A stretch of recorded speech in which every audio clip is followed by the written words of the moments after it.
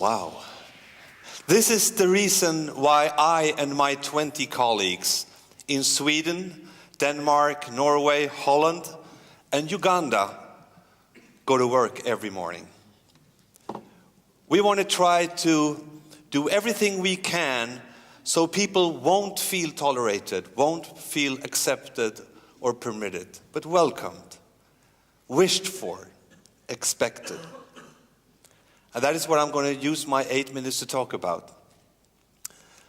A while ago, a hospital in Scandinavia called us, and they explained they were heading into competitive waters. And they needed to refine their service to attract patients, to attract talent. And they wondered, what do the masters in all kinds of sectors do in order to really create an attractive environment that will attract patients and talent? What are the 4.5s doing in any kind of business?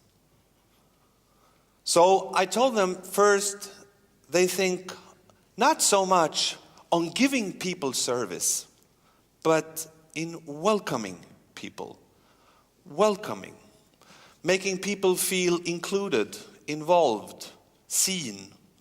Making them feel as human beings.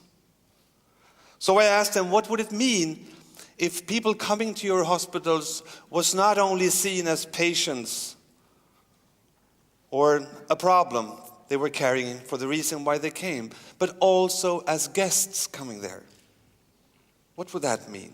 And they said, we can't call them guests. No, you don't need to call them guests.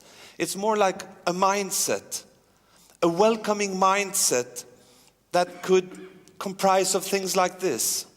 When we meet somebody as a guest, you know, the fine thing about seeing somebody as a guest, it turns you automatically into a host. If there is a guest, there is a host. And maybe this is what a welcoming mindset would look like. Openness, curiosity, to truly respect somebody. To respect is to see somebody as they are and their situation as it is. A welcoming mindset would take that you would be very present when meeting another person and not, involved in too many thoughts on other stuff. A welcoming mindset would be understanding the meaning of the word dialogue. It means to stand without opinion. Dia, through, like diagnosis, through knowledge. Dialogos means through meaning. Dialogue means to understand the other person and the situation. Maybe this is a welcoming mindset, I told them. So then I continued and said, maybe if you really want to create an evolving, including external side of your hospital, maybe that is totally impossible if it isn't mirrored internally. How can you ever expect somebody to feel welcome to you if not the talent working for you feel wished for, welcome, expected, feel as colleagues? And everything starts with understanding that we as colleagues are part of the same orchestra. We might be in different departments, but we're playing the same kind of music. And it really matters what we do or do not do, say or do not say. And then finally I told them, maybe everything starts here.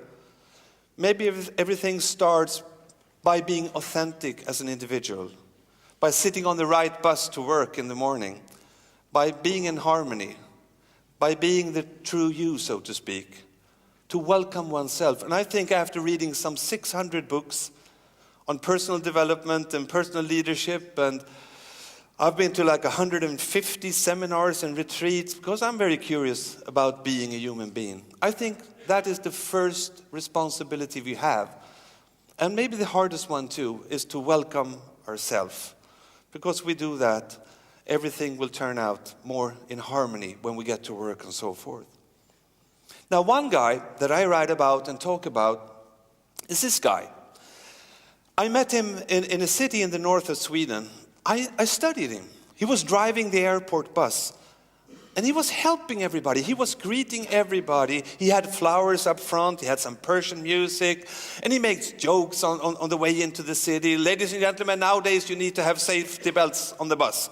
In Sweden, everybody goes like this. Uh-huh. And then he said, well, this is the captain again. I got my driving license yesterday. And everybody goes, joom, joom, joom. So it's kind of, was very much into it. And I got to know this guy, and I asked him a question after a couple of years. Why are you like this? 4 times every year, people call the airport in that little town to ask when his trips are so they can take a flight that connects to his bus. And this is his answer. It's a choice. It's a choice I make every morning. It's a choice I make every day I go to work. Nobody can spoil my day without my permission. The way I think, the way my day turns out, if I expect to meet a bunch of idiots, they will be standing in line and waiting for me. It depends on how you see things. It's a choice, and we make different choices. Actually, he said, there are some people, they wake up and they go to work, and they don't even make a choice. They just go to work. Is that true? I said, is it possible? Yeah. And you know what? You never know if this is the last day ever you go to work.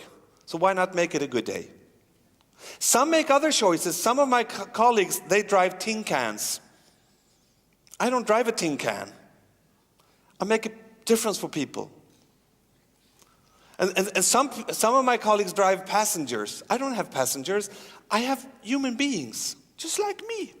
Maybe not on the outside, luckily enough for them, he said, but on the inside. And I have a lot of regulars, That's great. I was sitting on the bus some time ago, and this guy comes on board, and he says, hi, Mr. Payman. They know the driver. How? He said, hi. How is your knee nowadays? Well, I still have a problem with my left knee, he said. Well, I think about the right knee. How is that? The right knee? There's no problem with the right knee. You see, that's great. Why do everybody think about the left knee? He's really fantastic. It's a choice. It's my choice. Hostmanship is a choice, starting how you welcome yourself, how you greet yourself in the morning in the bathroom mirror. Morning, handsome. Is that what you do? You have to fool yourself sometimes, I have this big mirror too. What he is doing is not,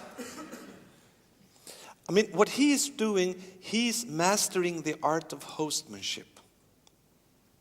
He sees everybody as a guest. He's been doing this for 25 years, looking from the outside like a tin can, but not with his eyes.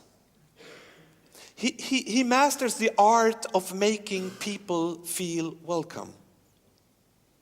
And I think, honestly, if he can make a difference for people every trip he takes for so many years, what can't we do then? Thank you for listening.